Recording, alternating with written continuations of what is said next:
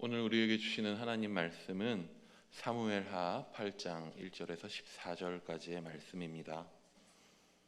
사무엘하 8장 1절부터 14절까지의 말씀을 함께 보시겠습니다. 오늘 말씀 봉독으로는 장지연 집사의 아들 소년부 이선우 어린이가 말씀을 봉독해 올리도록 하겠습니다. 블레셋 사람들의 쳐서 항복을 받고 블레셋 사람들의 손에서 메색 한 마리 빼앗으니라. 다윗이 또 모압을 쳐서 그들로 땅에 엎드리게 하고 줄로 재어 그 두 줄 길이의 사람은 죽이고 한 줄 길이의 사람은 살리니 모압 사람들이 다윗의 종들이 되어 주공을 드리니라. 르홉의 아들 소바왕 하닷 에셀이 자기 권세를 회복하려고 유브라데 강으로 갈 때 다윗이 그를 쳐서 그에게서 마병 1,700명과 보병 2만 명을 사로잡고 병거 100대의 말만 남기고 다윗이 그 외 병거의 말은 다 발의 힘줄을 끊었더니 다메섹의 아람 사람들이 소바왕 하닷에셀을 도우러 온지라. 다윗이 아람 사람 2만 2천 명을 죽이고 다윗이 다메섹 아람의 수비대를 두매 아람 사람이 다윗의 종이 되어 주공을 바치니라. 다윗이 어디로 가든지 여호와께서 이기게 하시니라. 다윗이 하닷에셀의 신복들이 가진 금 방패를 빼앗아 예루살렘으로 가져오고 또 다윗이 하닷에셀의 고을 베다와 베로데에서 매우 많은 옷을 빼앗으니라. 하맛 왕 도이가 다윗이 하닷에셀에 온 군대를 쳐서 무찔렀다 함을 듣고 도이가 그의 아들 요람을 보내 다윗 왕에게 문안하고 축복하게 하니 이는 하닷에셀이 도이와 더불어 전쟁이 있던 터에 다윗이 하닷에셀을 쳐서 무찌름이라. 요람이 은그릇과 금그릇과 놋 그릇을 가지고 온지라.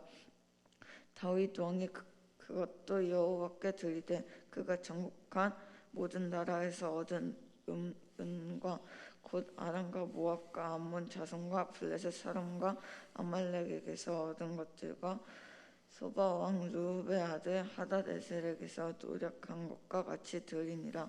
다윗이 소금 골짜기에서 에돔 사람 18,000명을 쳐 죽이고 돌아와서 명성을 떨치니라. 다윗이 에돔의 수비대를 두되 온 에돔의 수비대를 두니 에돔 사람이 다 다윗의 종이 되니라. 다윗이 어디로 가든지 여호와께서 이기게 하셨더라. 아멘. 이 아침 시간 14절이나 되는 말씀을 애써서 이렇게 봉독해 올린 우리 이선우 어린이한테 한번 박수로 격려 주셨으면 좋겠습니다.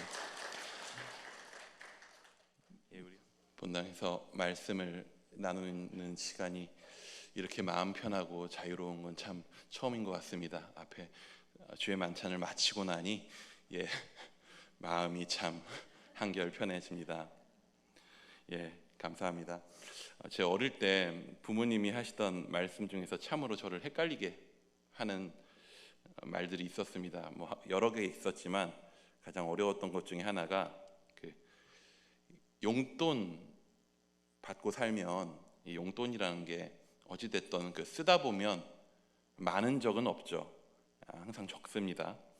그래서 엄마한테 엄마 내가 용돈이 부족하니 올려주십시오 라고 이야기하면 엄마가 말씀하십니다. 넌 너보다 어렵게 사는 사람들 TV 나오는 거 못 봤냐? 아껴 써라. 우리보다 못 사는 사람들 생각하며 살아라. 맞는 말씀이시죠. 근데 모순이 발생합니다. 제 집에 성적표를 들고 갑니다. 부모님이 저의 성적에 문제가 있다고 말씀하십니다. 그러면 제가 이야기합니다. 저보다 등수가 낮은 친구들이 높은 친구들보다 3배는 많습니다. 그럼 부모님께서 말씀하셔요. 너는 너보다 잘하는 친구들을 생각하면서 공부를 해야지 못하는 친구들 이야기를 하면 어떻게 하냐. 용돈을 받을 때에는 나보다 가난한 친구들을 생각해야 하고 성적을 받을 때에는 나보다 성적이 높은 친구들을 생각해야 합니다. 어느 때 어떤 기준을 정해야 하는 걸까요? 여기서도 자녀들에게 같은 말씀을 하신 분들이 있을 거라 확신합니다. 힘듭니다. 듣는 사람은. 그런 제가 가장 어려워할 사람은 누구일까요? 바로 저보다 어려운 환경에 사는데 저보다 공부 잘하는 사람. 정말 어렵습니다.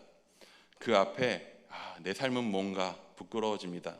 가끔 어릴 때 가족끼리 이제 TV를 보다 보면 그런 친구들 나올 때 있죠. TV에 집이 너무나도 어려운데 학원도 안 다니고 교과서 중심으로만 공부했는데 전교 1등을 놓치지 않는 친구들이 가끔 TV에 나옵니다. 그러면 그런 친구들이 나오면 저는 스르륵 방으로 들어갑니다.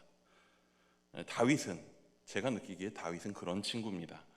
형제 많은 집에 태어나서 막내 대접을 받기는커녕 집에 사무엘이라고 하는 당대의 선지자가 중요한 손님이 왔음에도 식사 시간에 양을 치러 나가 있어야 하는 그냥 푸대접 받는 막내 아이였습니다. 근데 그런 그가 왕이 됩니다. 당시 세상에서 아무리 성공해도 더 이상 오를 곳이 없을 그런 자리에 오릅니다. 오늘 본문에 우리가 함께 읽은 장면은 그가 왕이 된 후에도 계속적으로 승승장구했더라 하는 이야기입니다. 당시 고대 세계의 한 민족의 왕으로서 가장 중요한 덕목은 무엇입니까? 바로 싸움에서 이기는 것입니다. 최소한 주변 민족들로부터 우리 민족의 생존과 땅과 재산을 지키는 것으로부터 시작하여서 지키는 것이 최소한입니다. 거기서부터 시작해서 위협이 되는 주변 민족들과의 싸움에서 이기고 자기 민족의 영역과 힘을 넓혀가는 것, 전쟁을 잘하는 것, 그게 왕의 가장 중요한 덕목이었습니다. 이스라엘이 왕을 요구했던 이유도 그것이었죠. 주변 나라들과 같이 힘을 모아서 잘 싸우게 할 우리의 왕 대표자를 세우는 것이었습니다. 그런 면에 있어서 다윗은 왕으로서 할 수 있는 최고의 성취를 이루고 있습니다. 가난한 가정에서 가난하진 않았죠. 막내 아들로 태어나서 푸대접 받던 친구가 왕이 되고 그뿐만 아니라 놀라운 업적과 성취들을 이루는 드라마를 우리에게 보여줄 때 그 TV를 보고 있던 아들도 방으로 들어가야 되겠지만 아빠도 민망해져서 들어갈 수 있겠죠. 그렇다면 다윗의 이야기 앞에 지금 우리는 어떻습니까? 우리도 이 이야기 앞에 좀 주눅들게 됩니다. 정말 그냥 다윗이 참 대단하네 라고 멀찍이 그냥 그림 보듯이 생각하고 있으면 그냥 마음 편할지도 모릅니다. 하지만 이렇게 승리로 가득한 다윗의 삶을 우리가 묵상하려고 할 때에, 그리고 내 삶에 무언가 적용하려고 할 때에 사실 우리는 실패와 넘어짐으로 가득한 우리의 삶을 보게 됩니다. 다윗처럼 되고자 하는 기대조차도 우리는 쉽게 하기 어렵습니다. 오늘 본문에서 다윗은 이스라엘 주변을 둘러싸고 있는 모든 민족들을 정복하죠. 블레셋은 메대감마를 뺏겼다고 합니다. 메대감마는 어머니 도시의 굴레라고 하는 의미입니다. 한마디로 이 도시는 아마도 블레셋 도시들 중에서 가드를 지칭할 것이라 예상되지만은 이를 가드라라고 이야기하지 않고 어머니의 도시의 굴레라는 말로 지칭한 것은 이 도시의 점령을 통해서 블레셋의 모든 권세가 완전히 이제 다윗의 이스라엘로 넘어갔음을 말하려는 것일 것입니다. 사사기부터 시작해서 이스라엘의 가장 큰 대적이 블레셋이었죠. 근데 다윗이 이스라엘의 왕으로 세워지자 블레셋이 이스라엘 앞에 완전히 무릎 꿇게 됩니다. 그뿐 아닙니다. 또한 모압을 쳤다고 합니다. 모압은 이스라엘 동남쪽에 있는 민족이었습니다. 모압은 다윗에게 조공을 바치는 속국이 되었다 합니다. 소바 왕 하다데제를 물리쳤다고 합니다. 소바는 이스라엘 북쪽에 있는 아람의 민족 중에서 가장 강한 힘을 가진 민족으로 알려져 있습니다. 또한 에돔에도 주둔군을 두었다고 합니다. 에돔이 다윗의 속국이 되었다고 합니다. 블레셋, 모압, 아람, 에돔, 이 네 나라, 네 민족은 이스라엘의 동서남북을 둘러싸고 있는 나라들입니다. 이걸 한마디로 정리하면 뭐냐? 한마디로 다윗의 이스라엘은 동서남북의 모든 적들과 싸워서 그 모든 적들을 자기 발 아래 두었다라고 하는 것을 말하는 것입니다. 14절에 나오는 한마디는 지금 다윗의 이 상황을 단 한마디로 잘 설명합니다. 우리 14절 말씀 한번 같이 보도록 하겠습니다. 시작. 다윗이 에돔의 수비대를 두되 온 에돔의 수비대를 두니 에돔 사람이 다 다윗의 종이 되니라. 다윗이 어디로 가든지 여호와께서 이기게 하셨더라. 다윗이 어디로 가든지 여호와께서 이기게 하셨다. 다윗은 사방 어디로 가든지 그 모든 곳에서 승리합니다. 어떻게 그럴 수 있습니까? 여호와께서 이기게 하셨기 때문입니다. 다윗의 승리는 하나님께서 주신 승리입니다. 그렇다면 우리는 또 이것을 깊이 생각하며 우울해질 수가 있습니다. 같은 하나님 믿는데 왜 다윗에게 주신 것과 같은 그러한 놀라운 승리들을 우리 삶에는 그렇게 주시지 않는 것인가? 우리는 질문하게 됩니다. 마치 이러면 우리의 신앙은 잘못된 것 같고 부족한 것 같은 느낌을 가지게 됩니다. 그렇다면 정말 그런 것일까요? 우리는 다윗의 승리의 의미와 그 승리가 어디로부터 왔는지를 한번 생각해 볼 필요가 있습니다. 다윗의 승리는 맞습니다. 분명하게 하나님의 승리입니다. 이스라엘을 통한 하나님의 승리는 뭘 의미하냐 하면 구약 시대에 이 땅에 던지는 중요한 메시지입니다. 하나님께서 이스라엘을 선택하시고 애굽의 노예였던 그들을 자신의 권능으로 출애굽하게 하셨고, 이를 통해서 하나님은 이스라엘과 또한 애굽과 그 주변 세계 가운데에 이스라엘의 하나님, 이스라엘을 선택하신 하나님은 어떤 분이신가라는 것들을 소문나게 하십니다. 드러나게 하시는 거죠. 이스라엘의 승리는 뭐냐면요, 세상 가운데 하나님만이 유일하신 하나님이심을 드러내는 중요한 방식이었던 것입니다. 여호수아를 통해 가나안을 정복하는 이야기도 마찬가지입니다. 전쟁은 신들의 싸움입니다. 한 민족의 승리는 그 민족이 섬기는 신의 승리이죠. 다윗 이전의 이스라엘은요, 힘 있는 민족이 아니었습니다. 정확히는요, 이스라엘의 역사를 통틀어서 이스라엘이 주변을 압도할 만한 힘을 가진 적은 거의 없었습니다. 하지만 그런 이스라엘을 통해서 하나님은 승리하십니다. 연약한 이스라엘의 모습을 통해 도리어 하나님이 얼마나 놀라우신지를 보여주시는 것이죠. 그러던 중에 이제 이스라엘이 하나의 나라가 되고 그 위에 다윗이라고 하는 왕이 세워집니다. 사울의 때에도 승리는 있었습니다. 하지만 사울은 자신에게 맡겨진 전쟁들을 치른 것이 아니라 자신의 욕심 때문에, 시기 때문에 다윗의 꽁무니를 쫓느라 바빴었죠. 이스라엘과 사울은 하나님 앞에 바로 서지 못했습니다. 그런 이스라엘은 그리고 패배했습니다. 자기들의 힘으로 되는 것이 절대 아니라고 하는 것이죠. 근데 이제 하나님의 마음에 합한 자라고 불리우는 다윗이 왕으로 세워집니다. 여호와를 삶의 중심으로 삼은 자가 왕이 됩니다. 그를 중심으로 이스라엘이 하나님 앞에 올바로 서기 시작합니다. 오늘 함께 읽은 8장은요 5장에서 곧장 연결되어서 읽었을 때 훨씬 더 자연스럽습니다. 5장에서 다윗이 이스라엘 전체의 왕이 되고 여부스를 물리치고 마지막으로 숙적이었던 블레셋을 치는 내용이 나옵니다. 8장은요 블레셋에 대한 승리의 결과로 그 이야기가 시작합니다. 5장 마지막 절이 이렇게 됩니다. 이에 다윗이 여호와의 명령대로 행하여 블레셋 사람들을 쳐서 게바에서 게셀까지 이르니라. 곧장 이어지는 8장 1절을 우리 한번 같이 읽어보도록 하겠습니다. 1절입니다. 그 후에 다윗이 블레셋 사람들을 쳐서 항복을 받고 블레셋 사람들의 손에서 메덱 암마를 빼앗습니다. 바로 이어지는 내용이죠. 5장과 8장은 왕으로 세워진 다윗을 통해서 하나님이 주변을 정복하게 하신 이야기입니다. 그렇다면 그 사이에 6장과 7장이 끼어 있는 거죠. 그렇다면 6장, 7장은 어떤 내용인가요? 언약궤를 메어오는 이야기, 성전에 대한 이야기입니다. 다윗이 하나님의 집을 짓기 원했다라고 하는 말을 합니다. 하지만 하나님은 하나님의 집을 짓고자 하는 다윗에게 어떤 약속을 하십니까? 네가 내 집을 짓는 게 아니라 내가 너의 집을 세우겠다 약속하십니다. 직접 다윗의 집을 영원케 하시겠다 하십니다. 이를 다윗 언약이라고 부르죠. 7장은 그 하나님의 약속에 대한 다윗의 감사 기도로 마치게 됩니다. 이러한 내용을 담은 6장, 7장의 내용이 바로 무엇이냐? 5장과 8장에 나오는 내용들의 원인이 된다라고 할 수 있습니다. 다윗의 승리의 이유는 무엇입니까? 하나님의 약속입니다.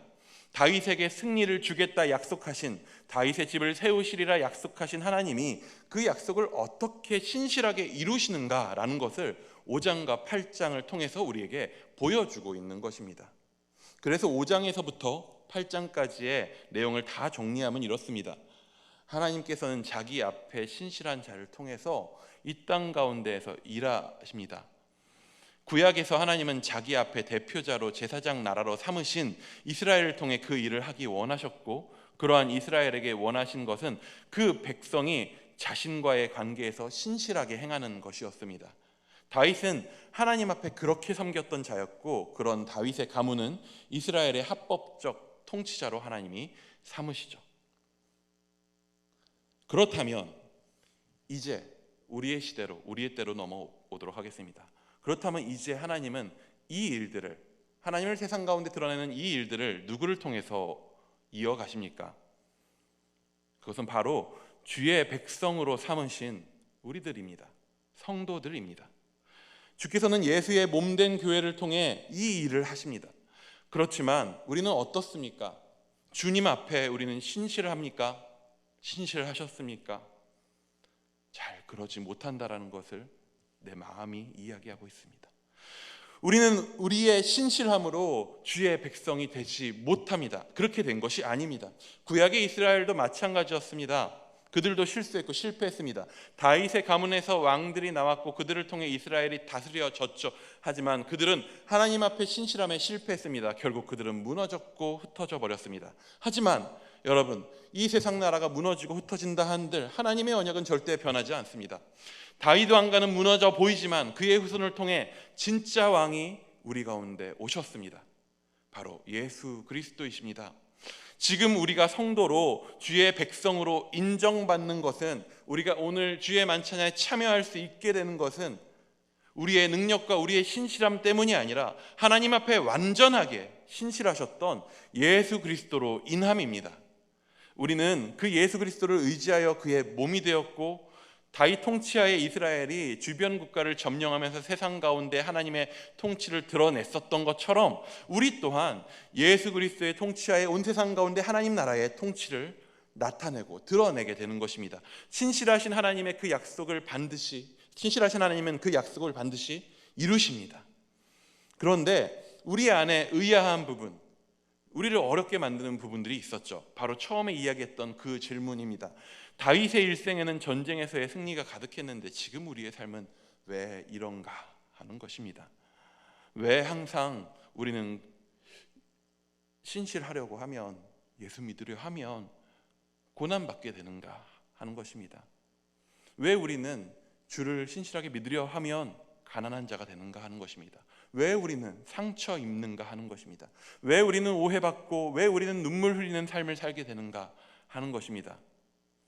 사실 이러한 것은 우리가 이 시대에 예수님 앞에 더욱 헌신하고 충성할수록 더 겪게 되는 일들입니다. 왜 그럴까요? 다윗의 때, 구약 시대에는 하나님께서 자신을 드러냄에 있어서 분명한 한계가 있었습니다. 하나님의 한계가 아니죠. 받아들여야 할 세상과 사람들의 한계였습니다.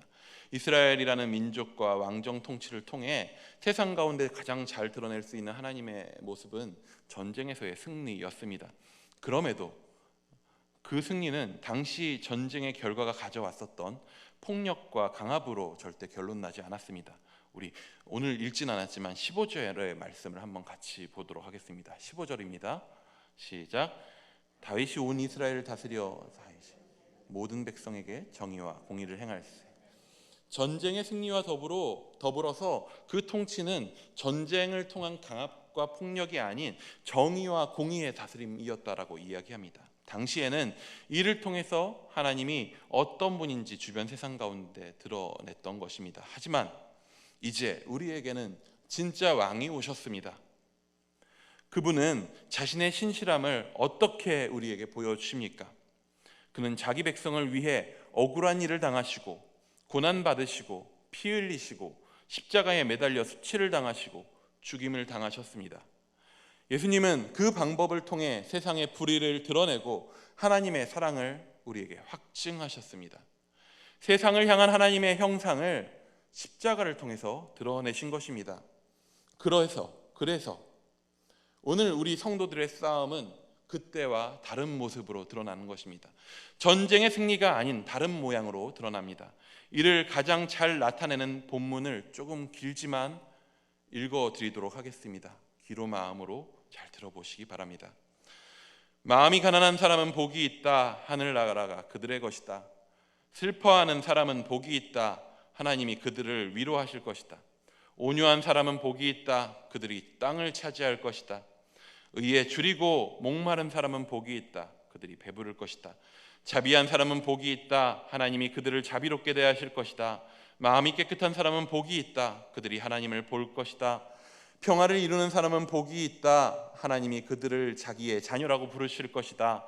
의를 위하여 박해를 받는 사람은 복이 있다. 하늘나라가 그들의 것이다. 너희가 나 때문에 모욕을 당하고 박해를 받고 터무니없는 말로 온갖 비난을 받으면 복이 있다. 너희는 기뻐하고 즐거워하여라. 하늘에서 받을 너희의 상이 크기 때문이다. 너희보다 먼저 온 예언자들도 이와 같이 박해를 받았다. 가난하고 슬퍼하고 목마르고 억울하고 모욕당하고 박해받고 있으십니까? 예수님 때문에 하나님 앞에 신실하려 하다가 그런 경우를 당하십니까? 그렇다면 여러분, 이기는 중입니다. 다윗이 전쟁을 통해서 승리한 것과 다르지 않습니다. 예수께서 십자가를 통해 이기셨습니다. 우리가 같은 방식으로 오늘 주 앞에 신실하게 걸어가고 있다면 이기고 있는 것입니다. 다윗이 이루었던 전쟁의 승리 이상의 승리에 우리는 동참하고 있는 것입니다. 우리는 예수의 승리에 동참하고 있습니다. 그러므로 끝까지 주 앞에 우리 함께 신실하기 바랍니다. 예수의 행하심 가운데 우리가 동참할 수 있기 원합니다. 오늘 우리는 월삭을 맞아 주의 만찬을 함께 나눴습니다. 주의 살과 피에 참여함은 우리 또한 그의 몸으로 그의 삶을 따라가겠다 하는 결단입니다. 혹여나 우리의 삶에 주를 닮은 고난과 헌신과 희생이 없다면 우리를 한번 돌아볼 수 있기 원합니다. 지금 우리의 싸움은 싸워서 무언가 전리품들, 세상이 말하는 전리품을 얻어온 것을 넘어서 세상을 향해서 예수와 함께 피 흘리는 것입니다. 우리를 하나로 부르신 그 하나됨을 그 가운데서 지키는 것입니다. 세상 가운데서 주께서 선을 행하셨던 것처럼 선을 행하는 것입니다. 그로 인한 고난을 피하지 않는 것입니다. 그렇게 주 앞에 신실하게 헌신되어 나아가는 우리 일산 충신의 귀한 성도님들 되시기를 축복합니다. 기도하겠습니다.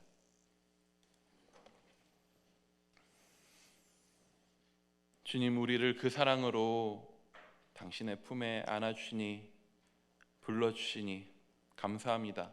우리 어둠 가운데 있었는데 주께서 빛을 비추셔서 우리가 빛 가운데로 나아오게 되었습니다. 근데 우리가 우리 삶 가운데 버거워합니다. 주님 따르는 것이 참 쉽지 않습니다. 그래서 세상이 말하는 성공과 다른 어떠한 것들에 다시 또 취해서 달려가기도 합니다. 하지만 주여, 우리의 승리가 무엇인지 돌아보게 하여 주옵소서. 예수께서 어떠한 방법으로 우리를 얻으셨는지, 예수께서 어떤 방법으로 세상 가운데서 승리하셨는지 다시 한번 돌아보게 하여 주옵소서. 우리의 생명이 주의 고난과 죽음의 십자가를 통하여서 주어졌는데 우리 나름대로 다른 승리의 방법들을 찾고 있진 않은지 돌아보게 하여 주시고, 우리가 예수 따라 주께서 우리에게 말씀하셨던 것처럼 자기 십자가를 지고 주를 따르게 하여 주시옵소서. 그렇게 이기는 길에, 그 승리의 길에 기쁨으로 동참하게 하여 주시옵소서. 살아계신 예수 그리스도의 이름으로 기도드립니다. 아멘.